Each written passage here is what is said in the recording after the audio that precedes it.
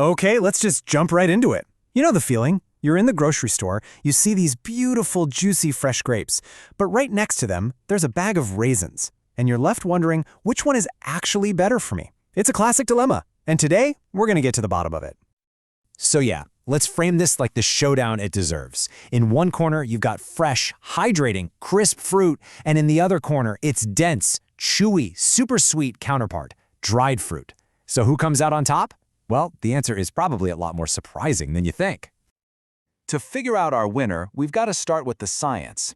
It really all comes down to one single transformative process. We need to understand what is fundamentally changing when that plump grape becomes a tiny raisin. And the key ingredient that just vanishes? It's water. And we're talking about a lot of water. Up to 90% of a fresh fruit's weight is just H2O. That water adds volume, makes it super refreshing, sure, but it doesn't really contribute any energy. Right, so this process is called dehydration. But here's the crucial part. It isn't about what's being removed. It's about what gets left behind. When all that water leaves, everything else, all the sugar, the fiber, the vitamins, the minerals, it all gets packed into a much, much smaller space. You know, a good way to think about it is like squeezing a sponge. All the water comes pouring out, but the actual sponge, the nutritional part of the fruit, it's all still there. It just becomes incredibly concentrated. And that right there is the fundamental difference we're looking at. So this leads to a really interesting comparison. Because the water content in fresh fruit is so high, its nutrient and energy density, gram for gram, is actually pretty low. But take that water away, and suddenly in dried fruit, both the nutrient and energy density just shoot way up. You're getting so much more punch in every single bite. So, this whole idea of concentration isn't a bad thing at all. In fact, it's what turns dried fruit into this tiny little nutritional powerhouse. Let's take a closer look at what exactly gets packed into that smaller package. For instance, let's talk antioxidants. Specifically, these amazing plant compounds called polyphenols. When you compare them gram for gram, it's not even close.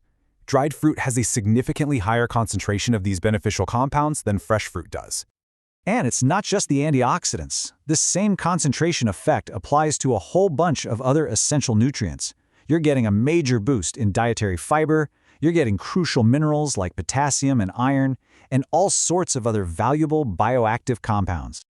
But, of course, there's one other thing that gets concentrated that we absolutely have to talk about: sugar. And this is, without a doubt, the biggest concern most people have, which leads to a really important question.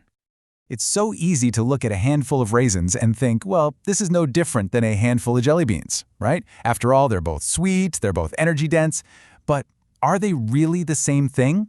Let's break this down. When you actually put them side by side, the picture gets way clearer. Look, dried fruit is loaded with fiber and nutrients, things that are totally missing from candy. Candy gives you what we call empty calories, whereas dried fruit provides calories that are packaged with all these other benefits. And the real hero here? It's the fiber. That fiber is crucial because it slows down how fast the sugar gets absorbed into your bloodstream. This means dried fruit typically has a more moderate glycemic impact, which helps you avoid that sharp, sudden sugar rush and the awful crash that follows with refined sweets. Okay, so we've covered the science, we've covered the nutrition, now let's get practical. In your actual day-to-day life, when should you be reaching for one over the other? You can see they each play totally different roles. Fresh fruit, that's your go-to for hydration and that amazing, crisp, refreshing texture. Dried fruit, on the other hand, is the undisputed champion of portability, long-term storage, and giving you a quick, dense hit of energy. So think about it like this. Just finished a run on a hot day, an ice-cold fresh orange is perfect. Packing a snack for a long hike where every ounce matters? Dried apricots are your best friend. In the kitchen, fresh berries add this wonderful lightness to a salad, while dried figs can add a deep, complex, almost caramelized flavor to stews or baked goods. All right, we've looked at the science, the nutrition, the practical uses. I think it's time to circle back to our original question and finally declare a winner in this health showdown. And here it is. The big takeaway is there's no single winner. The whole battle was a trick question. The truth is, both fresh and dried fruit are fantastic choices. The real key is understanding what makes each one unique. So here's a super simple guide to help you decide. If your body is craving water and a light, crisp bite, fresh is the answer, no question. If you need serious fuel for an activity or a reliable nutrient-packed ingredient you can store for months, dried is absolutely the way to go.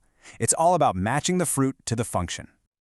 So next time you're standing in that grocery aisle, you'll know exactly what to do. You won't be asking, which one is the hero? Instead, you'll be asking yourself,